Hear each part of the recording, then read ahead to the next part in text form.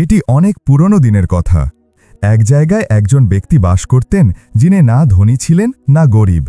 তার ৩ জন ছেলে ছিল, যারা অত্যন্ত সুদর্শন এবং চমৎকার যুবক ছিল। তারা শিক্ষিত, বুদ্ধিমান এবং বিচক্ষণ ছিল। তারা সব সময় ভালো মানুষের সাথে মেলামেশা করত আর খারাপ মানুষদের থেকে দূরে থাকত।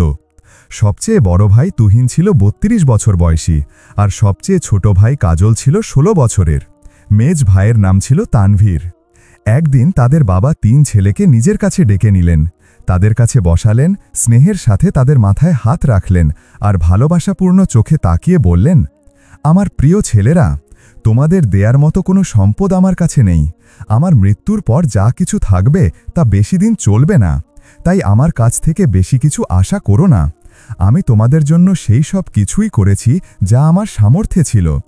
আমি তোমাদেরকে ৩টি বড় উপহার দিয়েছি। ১, আমি তোমাদের একটি সুস্থ ও শক্তিশালী শরীর দিয়েছি। ২, আমি তোমাদের অস্ত্রের ব্যবহার শিখিয়েছি আর তোমরা অসাধারণ যোদ্ধা হয়েছ। ৩, আমি তোমাদের সাহসের শিক্ষা দিয়েছি আর এখন তোমরা সাহসী ও নির্ভীক মানুষ। এখন আমার ৩টি উপদেশ শোনো আর সবসময় মনে রেখো। ১, সবসময় সৎ থাকবে, এতে তুমি জীবনে অনেক ঝামেলা থেকে বাঁচবে। ২, অহেতুক হইচই করবে না, এতে তোমাকে লজ্জায় পড়তে হবে। ৩, কঠোর পরিশ্রমকে তোমার চরিত্র করে নাও, এতে তুমি সুখী ও সমৃদ্ধ থাকবে। বাকি সব কিছু তোমরা নিজেরাই সামলাবে। আমি তোমাদের জন্য ৩টি ঘোড়া প্রস্তুত করেছি, একটি কালো, একটি বাদামি এবং একটি খাকি রঙের। তোমাদের থলেতে ১ সপ্তাহের জন্য যথেষ্ট খাবারও রেখেছি, যাতে তোমাদের যাত্রা সহজ হয়। এখন তোমরা যাত্রায় বেরিয়ে পড়ো, পৃথিবী দেখো এবং অভিজ্ঞতা অর্জন করো। পৃথিবীকে না জেনে একজন মানুষ পরিপূর্ণ হতে পারে না। নিজের ভাগ্য পরীক্ষা করো আর যা কিছু অর্জন করতে পারো তা করো। যাত্রা শুরু করো আমার ছেলেরা। এই কথা বলে বাবা তাদের কাছ থেকে বিদায় নিলেন। ৩ ভাই যাত্রা শুরু করার জন্য প্রস্তুতি নিলেন। পরের দিন সকালে ভোরের আলো ফোটার সাথে সাথেই তারা ঘোড়ায় চড়ে রওনা হলেন। তারা কোনো বিরতি না নিয়ে সারা দিন যাত্রা করতে থাকলেন এবং তাদের বাড়ি থেকে অনেক দূরে চলে গেলেন। যখন সন্ধ্যা হলো আর অন্ধকার নেমে এল, তখন তারা রাত কাটানোর জন্য একটি জায়গায় থামলেন। ঘোড়া থেকে নেমে তারা খাওয়া দাওয়া করলেন এবং ঘুমানোর জন্য প্রস্তুতি নিলেন। যেহেতু জায়গাটি জনশূন্য এবং নীরব ছিল, তাই তারা সিদ্ধান্ত নিলেন যে ৩ জন একসাথে ঘুমাবেন না। তারা রাতটিকে ৩ ভাগে ভাগ করে নিলেন এবং পালাক্রমে পাহারা দেওয়ার সিদ্ধান্ত নিলেন। প্রথমে বড় ভাই তুহিন পাহারা দিতে লাগলেন। বাকি ২ ভাই আরামে ঘুমিয়ে পড়লেন। তুহিন তার তরবারি নিয়ে বসে চারপাশে তাকাতে লাগলেন এবং তার ভাইদের রক্ষা করতে থাকলেন। রাত ছিল শান্ত এবং চাঁদের আলোয় আলোকিত। চারপাশে নীরবতা বিরাজ করছিল, কিন্তু হঠাৎ দূর থেকে একটি শব্দ শোনা গেল। তুহিন তৎক্ষণাৎ সতর্ক হয়ে গেলেন এবং তার তরবারি হাতে নিয়ে প্রস্তুত হয়ে দাঁড়ালেন। যেখানে তারা থেমেছিলেন তার কিছু দূরে একটি ঘন জঙ্গল ছিল। সেই জঙ্গলে একটি সিংহ তার গুহায় বিশ্রাম নিচ্ছিল, কিন্তু এখন সে নড়াচড়া শুরু করেছে। ক্ষুধার কারণে সিংহটি তার গুহা থেকে বেরিয়ে এলো এবং তুহিন ময়দানের দিকে এগিয়ে গেলেন। যখন সিংহটি তার সামনে এলো, তখন তিনি একেবারেই ভয় পেলেন না, কারণ তার সাহসের প্রতি তার পূর্ণ বিশ্বাস ছিল। তার কেবল এই চিন্তা ছিল যে তার ভাইদের ঘুম যেন ভেঙে না যায়। তাই তিনি কিছুটা দূরে গিয়ে দাঁড়ালেন। সিংহটি যখন তার পেছনে এলো, তখন তুহিন ঘুরে দাঁড়ালেন এবং তরবারির আঘাত হানলেন। এতে সিংহটির ডান থাবা আহত হল। আহত সিংহ গর্জন করতে করতে তার ওপর আক্রমণ করতে এলো, কিন্তু তুহিন বুদ্ধিমত্তার সাথে সরে গেলেন এবং বাম থাবায় জোরে তরবারি চালালেন। সিংহটি আবার তার শক্তি দিয়ে আক্রমণ করল, কিন্তু তুহিন সুযোগ পেয়ে তার মাথায় আঘাত করলেন। এতে সিংহটি সেখানেই লুটিয়ে পড়ল এবং মারা গেল। সিংহটিকে মারার পর তুহিন তার চামড়া থেকে একটি ফিতা কাটলেন এবং নিজের কোমরে বেঁধে নিলেন। তিনি তার ভাইদের কাছে ফিরে এলেন এবং এমনভাবে বসে পড়লেন যেন কিছুই ঘটেনি। কিছুক্ষণ পরেই তার পাহারার সময় শেষ হল এবং তিনি শুয়ে পড়লেন। এখন তানভীরের পালা। তানভীর পাহারা দিলেন, কিন্তু তার সময়ও কোনো সমস্যা হল না। এইভাবে প্রথম রাত নিরাপদে কেটে গেল। সকালে ৩ ভাই ঘোড়ায় চড়ে তাদের যাত্রা শুরু করলেন। তারা দীর্ঘ সময় ধরে চললেন এবং একটি দীর্ঘ পথ পাড়ি দিলেন। সন্ধ্যার সময় তারা একটি পাহাড়ের কাছে পৌঁছলেন, যেখানে একটি বড় গাছ এবং তার নিচে একটি ঝর্ণা বয়ে যাচ্ছিল। তারা সিদ্ধান্ত নিলেন যে রাতটি এখানেই কাটাবেন। ঝর্ণার কাছে একটি গুহা ছিল যেখানে সাপের রাজা নাগরাজ বাস করত। কিন্তু ভাইয়েরা তার সম্পর্কে কিছুই জানতেন না। তারা প্রথমে তাদের ঘোড়াগুলোকে পানি পান করালেন, তারপর গাছের সাথে বেঁধে তাদের পরিষ্কার এবং মালিশ করলেন এবং তাদের খাবার দিয়ে নিজেরা খেতে বসলেন। খাওয়ার পর তারা সিদ্ধান্ত নিলেন যে আগের রাতের মতো আজ কেউ পালাক্রমে পাহারা দেবেন। এভাবে তানভীর এবং ছোট ভাই কাজল ঘুমিয়ে পড়লেন এবং বড় ভাই তুহিন পাহারা দেওয়ার দায়িত্ব নিলেন। তিনি পাহারা দেওয়া শুরু করলেন, কিন্তু তার সময়ে কোনো বিশেষ ঘটনা ঘটল না।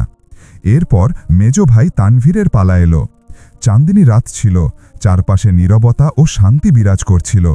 হঠাৎ একটি শব্দ নীরবতাকে ভেঙে দিল। কিছুক্ষণ পর গুহা থেকে সাপের রাজা নাগরাজ বেরিয়ে এলো।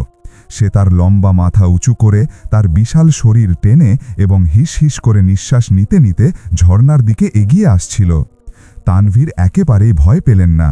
তিনি ভাবলেন যে ভাইদের ঘুম ভাঙা উচিত নয়, তাই তিনি চুপিসারে ঝর্ণার ওপারে খোলা মাঠের দিকে দৌড়ে গেলেন।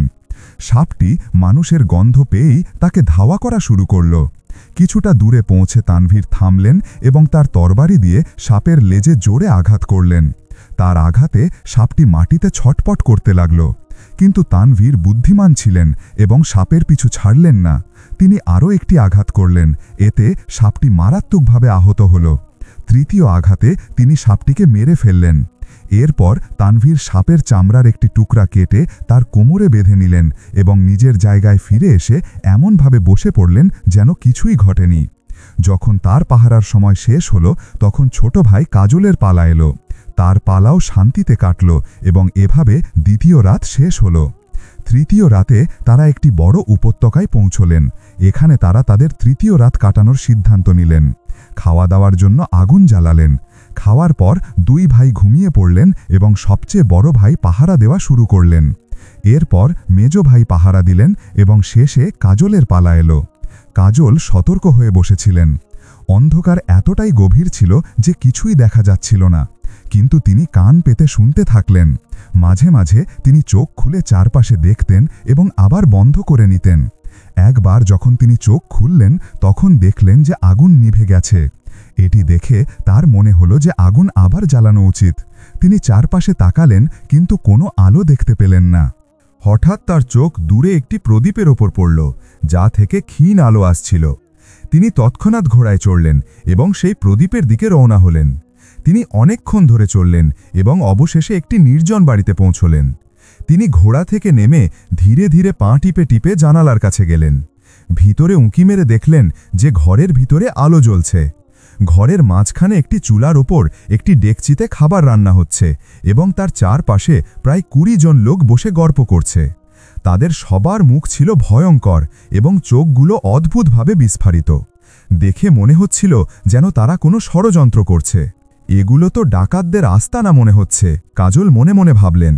যদি আমি তাদের এখানে ছেড়ে চলে যাই, তবে এটি একজন সৎ মানুষের কাজ হবে না। আমার উচিত তাদের মাঝে থেকে তাদের কৌশল এবং উদ্দেশ্য জেনে নেওয়া, যাতে আমি সুযোগ মতো কাজ করতে পারি। এই সিদ্ধান্ত নিয়ে তিনি দরজার কাছে গেলেন এবং হালকা করে ধাক্কা দিয়ে ভিতরে প্রবেশ করলেন। একজন অপরিচিত লোককে এভাবে ভিতরে আসতে দেখে ডাকাতরা তৎক্ষণাৎ সতর্ক হয়ে গেল এবং তাদের অস্ত্র হাতে তুলে নিল। কাজল তাদের সর্দারের দিকে এগিয়ে গিয়ে বললেন, জনাব, আমি আপনার একজন সামান্য দাস, দূরবর্তী শহর থেকে এসেছি। এতদিন ছোটখাটো কাজ করতাম, কিন্তু অনেক দিন ধরেই কোনো দলে যোগ দেওয়ার ইচ্ছা ছিল। আপনার মতো কোনো শক্তিশালী দলের খোঁজ করছিলাম। আজ ভাগ্য আমাকে আপনার সন্ধান দিয়েছে এবং আমি আপনার সামনে হাজির হয়েছি। তিনি তার কথা চালিয়ে যেতে থাকলেন, যদি আপনি আমাকে আপনার দলে অন্তর্ভুক্ত করেন, তবে আপনার দয়া হবে। আমার বয়সের দিকে তাকাবেন না, আমি অনেক কিছু জানি। সুড়ঙ্গ খোঁড়া, তালা ভাঙা এবং গোপন রাস্তা খুঁজে বের করা, এইসব কাজ আমার বাঁ হাতের খেলা। কাজলের চালাকি ডাকাতদেরকে বিশ্বাস করিয়ে দিল যে সে তাদের কাজের লোক। সর্দার বাকিদের দিকে তাকিয়ে মাথা নাড়লেন এবং বললেন, ঠিক আছে, যদি তুমি সত্যিই এত দক্ষ হও, তাহলে আমরা তোমাকে আমাদের দলে অন্তর্ভুক্ত করে নিব। তবে মনে রেখো, আমাদের নিয়ম খুব কঠোর। বিশ্বাসঘাতকতার শাস্তি হল মৃত্যু। রাত কেটে গেল এবং ডাকাতরা গভীর ঘুমে আচ্ছন্ন হল। কাজল এই সুযোগটি কাজে লাগালেন এবং চুপিসারে অন্য ঘরটি দেখতে গেলেন। তিনি নিঃশব্দে হেঁটে একটি ঘরে পৌঁছলেন। এই ঘরটি প্রথম ঘরের চেয়ে বেশি সাজানো ছিল। দেয়ালে মূল্যবান কার্পেট এবং গয়না ঝোলানো ছিল এবং ঘরের মাঝখানে একটি অত্যন্ত সুন্দরী মহিলার মূর্তি রাখা ছিল। কাজল অবাক হয়ে বললেন, এই মহিলার মূর্তিটি পৃথিবীর যে কোনো ফুলের চেয়ে বেশি সুন্দর। তিনি ধীরে ধীরে মূর্তিটির কাছে গেলেন এবং দেখলেন যে মূর্তিটির ডান হাতের আঙুলে একটি সোনার আংটি জ্বলজ্বল করছে। তিনি অত্যন্ত সতর্কতার সাথে আংটিটি খুলে তার পকেটে রাখলেন। এখন তিনি দ্বিতীয় ঘরটি দেখতে বের হলেন। এই ঘরটি প্রথম ঘরের চেয়েও বেশি সুন্দর এবং চমৎকার ছিল। দেয়ালে মূল্যবান অস্ত্র, জলজলে গয়না এবং অনেক গোপন রহস্য লুকিয়েছিল। কাজল ভাবলেন, এরা খুবই ধনী, কিন্তু আমাকে এখানে আরও অনেক রহস্য বুঝতে হবে, যাতে সঠিক সময়ে আমি তাদের পরিকল্পনা ব্যর্থ করতে পারি। যখন রাত গভীর ছিল, কাজল তৃতীয় ঘরের দিকে এগিয়ে গেলেন। এই ঘরটি প্রথম দুটি ঘরের চেয়েও বেশি চমৎকার এবং সুন্দর ছিল। দেয়ালে হালকা গোলাপি রঙের রেশমের পর্দা ঝুলছিল, যার ওপর সূক্ষ্ম কারুকার্যে সুন্দর ফুল তৈরি করা হয়েছিল। ঘরের মাঝখানে একটি রূপার খাট রাখা ছিল, যার ওপর একজন অত্যন্ত সুন্দরী মেয়ে ঘুমিয়েছিল। এই মেয়েটি এতটাই সুন্দরী ছিল যে মনে হচ্ছিল যেন মহাবিশ্বের সৌন্দর্য তার চারপাশে জড়ো হয়েছে। তার চারপাশে 16 জন দাসী গভীর ঘুমে মগ্ন ছিল, যারা যেন তারার মতো তাকে রক্ষা করছিল। মনে হচ্ছিল যেন শুক্র ও জোহরা তারকাও তার সৌন্দর্যের কাছে মাথা নত করেছে। কাজল ধীরে ধীরে পা টিপে খাটের কাছে গেলেন। তিনি এতটাই সতর্কতার সাথে এগিয়ে যাচ্ছিলেন যে কোনো বাতাসও তার আসার শব্দ শুনতে পেল না। খাটের কাছে গিয়ে তিনি দেখলেন যে মেয়েটির ডান কানে একটি বিরল রত্নখচিত দুল জ্বলজ্বল করছে। কাজল ধীরে ধীরে দুলটি খুলে তার পকেটে রাখলেন। এখন তিনি ফিরে যাওয়ার জন্য প্রস্তুত ছিলেন। তিনি ঘর থেকে বেরোলেন, বাগানের প্রাসাদে পৌঁছলেন এবং দেয়াল অতিক্রম করে বাইরে বের হলেন। ঘোড়ায় চড়েই তিনি দ্রুত তার আস্তানার দিকে রওনা হলেন। যখন তিনি তার আস্তানায় পৌঁছলেন, তখন তার দুই ভাই তখনও গভীর ঘুমে আচ্ছন্ন ছিলেন। কাজল তার জায়গায় বসে পড়লেন এবং তার তরবারি নিয়ে খেলতে খেলতে সকালের অপেক্ষা করতে থাকলেন। রাতের অন্ধকার ধীরে ধীরে কাটতে লাগল এবং পৃথিবী থেকে রাতের কালো পর্দা উঠে গেল। সকালের আলো সব কিছুকে আলোকিত করে দিল এবং একটি নতুন দিনের শুরু হল। কাজল তার রাতের অভিযান মনে মনে পর্যালোচনা করলেন এবং পরের পদক্ষেপ সম্পর্কে ভাবতে থাকলেন যে কিভাবে তাদের পরীক্ষা করা যায়, যাতে সত্য নিজে থেকেই সামনে চলে আসে। মন্ত্রী শফিক বাদশার সামনে একটি পরিকল্পনা পেশ করলেন। তিনি বললেন, আমরা 3 জন অপরিচিত ভাইকে আলাদা আলাদাভাবে পরীক্ষা করে তাদের সাহস এবং বুদ্ধিমত্তার পরীক্ষা নিব। যে আসল সাহসী হবে সে নিজেই প্রমাণিত হবে। মন্ত্রী শফিক বাদশার কথায় সম্মতি দিলেন এবং আদেশ দিলেন যে অবিলম্বে ব্যবস্থা গ্রহণ করা হোক। রাত হওয়ার পর 3 ভাইকে আলাদা আলাদা ঘরে নিয়ে যাওয়া হলো।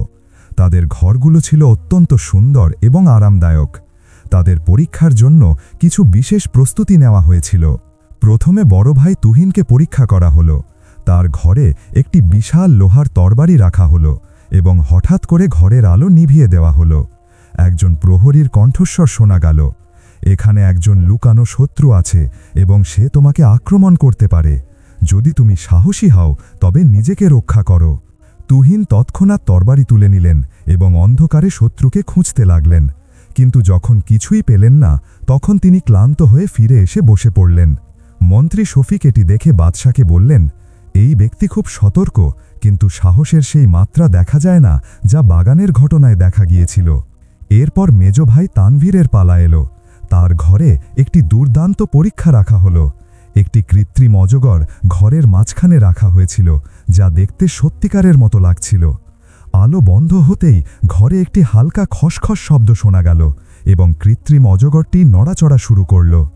তানভীর তৎক্ষণাৎ তার তরবারি বের করলেন এবং সাহসের সাথে অজগরের ওপর আক্রমণ করলেন। তিনি ততক্ষণ পর্যন্ত আঘাত করতে থাকলেন যতক্ষণ না অজগরটি নড়াচড়া বন্ধ করল।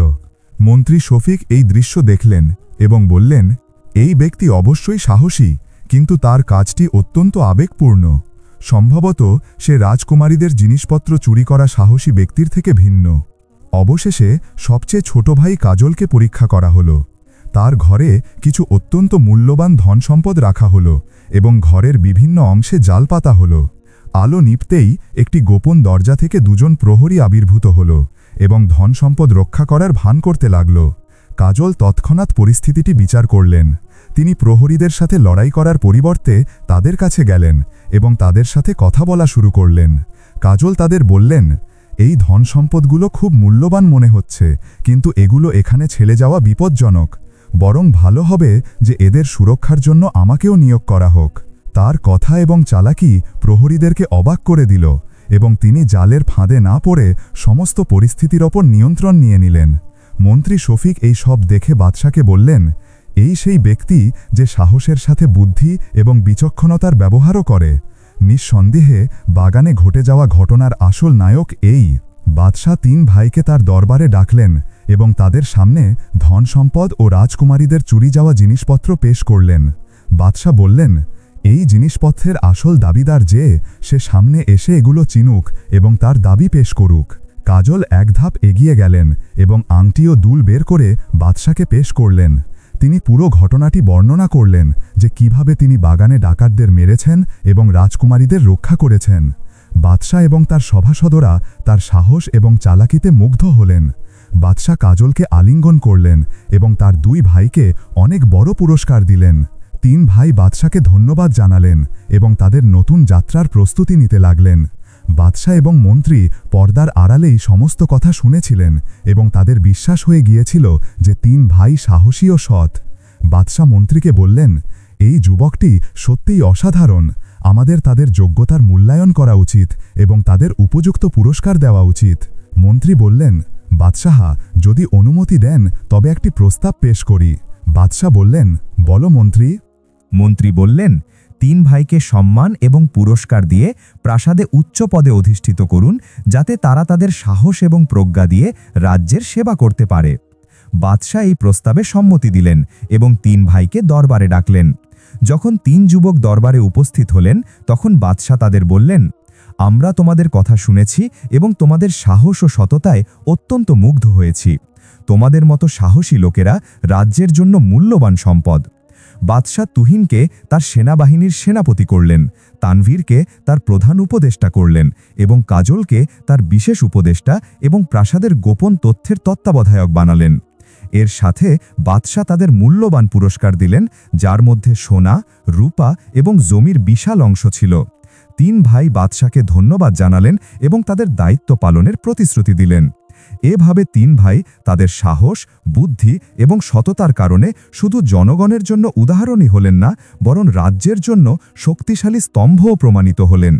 বাদশার দরবারের চেয়ে বেশি শান্তি এবং সুখ তাদের নিজেদের জমিতে জীবন কাটানোর সিদ্ধান্তে ছিল।